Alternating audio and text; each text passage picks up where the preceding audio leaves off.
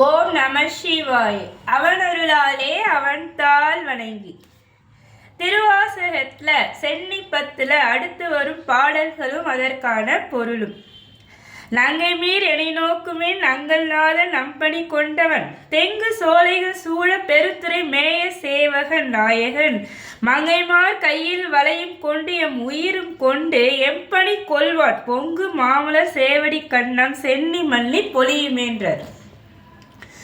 அதாவது மாணிக்கவாசக பெருமானை இறைவன் சிவபெருமான் திருப்பெருத்துறையில் ஆட்கொண்டார். அவருக்கு குருபரனாக தோன்றி காட்சி கொடுத்து மாணிக்கவாசகருக்கு அவரை அருகில் அழைத்து அவருடைய சென்னியின் மீது, சென்னினா தலை, அவருடைய சென்னியின் மீது தன்னுடைய தாமரை மலர் போன்ற அந்த திருவடிகளை வைத்து அவருக்கு தீட்சை கொடுத்து ஆட்கொண்டார். அவ்வாறு ஆட்கொண்டது எவ்வளோ பெரிய விஷயம். இறைவனை காண்பதே நம்மளால முடியல. அப்போ மாணிக்கவாசகருக்கு இவை எல்லாமே கிடைக்குது. இறைவனுடைய காட்சி கிடைக்குது. இறைவனுடைய செந்தாமரை போன்ற அந்த தாமரை மலர் போன்ற திருவடிகள் அவருடைய தலையின் மீது படுது. இறைவன் தீட்சை கொடுக்கிறார், ஆட்கொள்றார். அப்போ அந்த நன்றி உணர்ச்சியிலேயே அந்த மகிழ்ச்சியிலேயே மாணிக்கவாசகர் இந்த சென்னி 10 பாடல்களா பாடுறார். நங்கை மீர் எனை நோக்குமே நங்கள் நாதன் நம்பணி கொண்டான்னா பெண்களை பார்த்து சொல்றார், பெண்களே நம்முடைய தலைவன் என்ன பாருங்க, நம்முடைய தலைவனாகி அந்த தென்னை மர சோலைகள் சூழப்பெற்ற திருப்பெருந்துறையில வீற்றிருக்கிற வீரன் நம் தலைவன் சிவபெருமான். அவன் நம்முடைய பணிகளை ஏற்றுக்கொண்டு, என்னுடைய பணியும் ஏற்றுக்கொண்டு, என்ன எம் பணி கொள்வான், என்னுடைய பணியும் ஏற்றுக்கொண்டு அவனுடைய அழகான தாமரை மலர் போன்ற திருவடிகளை என்னுடைய சென்னி மீது வைத்து என்னை ஆட்கொண்டாண்டார். இதால என்னுடைய சென்னியும் அடியனுடைய தலையும் பொலிவு பெறும்ன்றார். சென்னி மண்ணி திகழுமேன்றார். இறைவனுடைய திருவடி பட்டதால பொலிவு பெற்றதா மாணிக்கவாசகருடைய சென்னி. பக்தர் சூழ பராபரன் பாரில் வந்து பார்ப்பான் என சித்த சூழ சிவபிரான் தில்லை மூது நடம் செய்வான் எத்தனாகி வந்து புகுந்து எமையாலும் கொண்டு எம்பணி கொள்வான் வைத்த மாமலர் சேவடி கண்ணம் சென்னி மண்ணி திகழுமேண்டர். அதாவது பழமையான அந்த தில்லை திருப்பதியில நடனமாடுவன்றார். தில்லைன்னா சிதம்பரம்.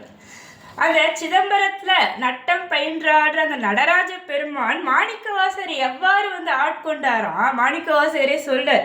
பக்த சூழ பராபரன் பாரில் வந்து பார்ப்பன சித்த சூழ சிவபிரான்றார். மாணிக்கவாசரை ஆட்கொள்ளும் பொழுது இறைவன் தனியா வரலையா, அவருடைய மெய்யடியார் கூட்டத்தோட சித்தர்களோட வந்தாரா. வந்தவர் எவ்வாறு வந்தாரா, அந்தனர் கோலத்துல வந்தாரா. பார்ப்பான்ற அந்தனர் கோலத்துல வந்து என்னுடைய இல்லத்தில் புகுந்து என் புகுந்து எமையாலும் கொண்டு எம்பணி கொள்வான்ற என்னை ஏற்றுக்கொண்டான். என்னுடைய தொண்டினையும் ஏற்றுக்கொண்ட, எம்பணினா இறை தொண்டு, அந்த இறை தொண்டையும் ஏற்றுக்கொண்டு தன்னுடைய அழகான தாமரை மலர் போன்ற அந்த திருவடிகளை என்னுடைய தலை மீது வைத்து என்னை ஆட்கொண்டான்ற. இதால என்னுடைய சென்னி மண்ணி திகழுமேன்ற, என்னுடைய சென்னி பொலிவு பெறுது அப்படின்ற. மாயம் வாழ்க்கையை மெய்யென்று எண்ணி மதித்திரா வகை நல்கினான் வேயத்தோய் உமை பங்கன் எங்கள் திருப்பெருந்துறை மேவினான் காயத்துள் அமுது ஊற ஊற நீ கண்டுகொள் என்று காட்டிய சேய மாமல சேவடி கண்ணம் சென்னி மண்ணி திகழுமேன்றது. மாய வாழ்க்கை மெய் என்று எண்ணி மதித்திரா வகை நல்கினான்னா எவ்வளோ பெரிய விஷயம் இது. அதாவது நாம் வாழற இந்த வாழ்க்கையே ஒரு மாயை தான். இங்கே எதுவுமே நிலையே கிடையாது. இறைவனை தவிர மீது எல்லாமே இங்கே நிலையே கிடையாது. எல்லாமே அழியக்கூடியவை. நாமே வந்து இறக்க போகிறவர்கள் தான்.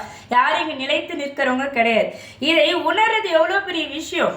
இந்த வாழ்க்கை மாயை என்பதை நாம் உணர்றதுக்கு இறைவனுடைய அருள் வேணும். இறைவன் நமக்கு அந்த ஞானத்தை தந்தாதான் நாம் அதை உணர முடியும். அதை மாணிக்கவாசகர் சொல்றாரு, மாய வாழ்க்கை மெய் என்று எண்ணி அதை மதித்திரா வகையில் என்னை பாராட்டி எனக்கு ஞானத்தை நல்கினான்றார். இந்த வாழ்க்கையே ஒரு மாயன்றத நான் புரிஞ்சு கொள்ற மாதிரி இந்த வாழ்க்கையை நான் மதித்திராத வகையில் எனக்கு ஞானத்தை அந்த இறைவன் நல்கினான். அவன் எப்பேற்பட்டவன், வேயத்தோய் உமை பங்கன், அவன் வந்து மூங்கில் போன்ற தோள்களையுடையவன், பேரழகன், ஆண் அழகன் வந்து எம்பெருமான், செக்கச்சிவந்த திருமேனி. அது மட்டுமா உமை பங்கன், உமையம்மை தன்னுடைய இடபாகத்தில் கொண்டவன். இறைவன் ஈசன் அர்த்தநாதீஸ்வரராக இருக்கார். அதான் இங்க சொல்ற தன்னுடைய மனைவிக்கு உமைக்கு தன்னுடைய இடபாகத்தையே கொடுத்தார். அப்பேற்பட்ட அந்த எம்பெருமான் திருப்பெருந்துறையில இருக்கிற அந்த எம்பெருமான் காயத்துள் அமுது ஊற நீ கண்டுகொள் என்று காட்டினான். காயத்துள்னா உடம்பு. இந்த உடம்புல அமுது ஊற அது சொல்றார பார்த்துக்கோ அப்படின்னு. என்ன இதுக்கு பொருள்னா, மாணிக்கவாசரை இறைவன் ஆட்கொண்ட பிறகு அவருக்கு அமுது உடம்புல ஊறா போல இருக்கா. இறைவனை உணர்ற தருணம் இறைவன் ஆட்கொள்ளும் போது அது ஒரு பேரின்பம். அது அமுதத்தை போல இருக்குமா, தேனை போல இருக்குமா. உணர்ந்தவர்களால் அதை சொல்ல முடியும், உணராதவர்களால் அதை எப்படி இருக்குன்னு நினைச்சு கூட பார்க்க முடியாது. மாணிக்கவாசர் அதை உணர்ந்திருக்க. காயத்துள் அமுது ஊரரு நீ கண்டுகொள் என்று காட்டினான்றார். இறைவன் சொல்றாராம், நான் உன்னை ஆட்கொண்ட, உனக்குள்ள ஒரு பேரின்பம் தோன்றதில்ல, உனக்குள்ள ஒரு மகிழ்ச்சி, ஒரு அமுத ஊறுவது போல இருக்குல்ல பாரு அப்படின்றார். அவ்வாறு காட்டிய அந்த இறைவன் தான் தன்னுடைய செந்தாமரை மலர் போன்ற திருவடிகளை என்னுடைய சென்னின் மீது வைத்து என்னை ஆட்கொண்டான்றார். இதால சென்னி மண்ணி திகழ்துன்றார். சித்தமே புகுந்து எமை ஆட்கொண்டு தீவினையை கெடுத்து உயில் ஆம் பத்தி தந்து தன் பொன் கடற்கனே பன்மலர் கொய்து சேர்த்தலும் முக்தி தந்து இம்மூலகத்து அப்புறம் எமை வைத்திடும் அத்தன் மாமலர் சேவடி கண்ணம் சென்னி மண்ணி திகழுமேண்டார். அத்தனா தந்தை, இறைவன் ஈசன் தான் நம் அனைவருக்குமே தந்தை. அதுதான் இங்க மாணிக்கவாசர் சொல்றார், என்னுடைய தந்தையாகி ஈசனார் சித்தமே புகுந்து எமை ஆட்கொண்டு தீவினையை கெடுத்தான்றார். அதாவது நம்முடைய தீவினைகள், நாம இரு வினைகள் ஆற்றோம். நமக்கே தெரிஞ்சு பாதி தெரியாமல் பாதி நல்வினை தீவினை இவை எல்லாம் செஞ்சுக்கிட்டே இருக்கோம். இந்த பிறவியில் இதுக்கு முன்னாடி எத்தனை பிறவி எடுத்தோமோ எல்லா பிறவிலையும் ஏதோ ஒன்று பண்ணிகிட்டே தான் இருக்கும். அப்போ இந்த வினைகளை எல்லாம் நம்மால் நீக்கி கொள்ள முடியுமானா முடியும். எவ்வாறுனா இறைவனை வணங்குறதால. எவ்வாறு இறைவனை வணங்க வேண்டும்ன்றது நமக்கு மாணிக்கவாசர் பெருமான் குருவரனாக நமக்கு குருவாக இருந்து அவர் சொல்லித்தரார். என்ன சொல்றாருன்னா, நல்ல நறுமணமுள்ள மலர்களை கொய்து அந்த ஈசனாருடைய திருவடிகளை அந்த மலர்களை செலுத்தி இறைவனுடைய திருவடி புகழை பாடி நீயே கதின்னு சொல்லி நாம் அவன் மீது அன்பு பக்தி செலுத்தினோம்னா அந்த இறைவன் நம்முடைய சித்தத்துல புகுந்து நம்முடைய தீவினைகளை எல்லாம் நீக்கி இந்த மூலகுக்கு அப்பா நம்மளை வச்சுடுவார். அப்போ நமக்கு ஒரு பேரின்பம் கிடைக்குண்டார். இவ்வுலகத்தில் கிடைக்கிறதெல்லாம் சிற்றின்பம், நிலையே இல்லாதது. அதான் எங்கள் மாணிக்கவாசர் சொல்கிறாரு, சித்தத்துள் புகுந்து என்னை அடிமையாக ஏற்றுக்கொண்டு உன்னுடைய தீவினைகளை எல்லாம் அழித்து எனக்கு அன்பினை நல்கி தன்னுடைய திருவடிகளை தன்னுடைய அழகான செந்தாமரை மலர் போன்ற திருவடிகளை என்னுடைய சென்னியின் மீது வைத்து எனக்கு முக்தியும் தந்தாண்டார். முக்தி தந்ததோட இந்த மூவுலகுக்கெல்லாம் அப்பாற்பட்டு என்னை வைத்தாண்டார். அவன் அத்தன். வாறு வைத்த அத்தனாகிய தந்தையாகிய இந்த ஈசனார் தன்னுடைய அழகான தாமரை மலர் போன்ற திருவடிகளையும் என்னுடைய சென்னியின் மீது வைத்து என்னை ஆட்கொண்டான்றார். இதால என்னுடைய சென்னி மண்ணி மலருமேன்றார்.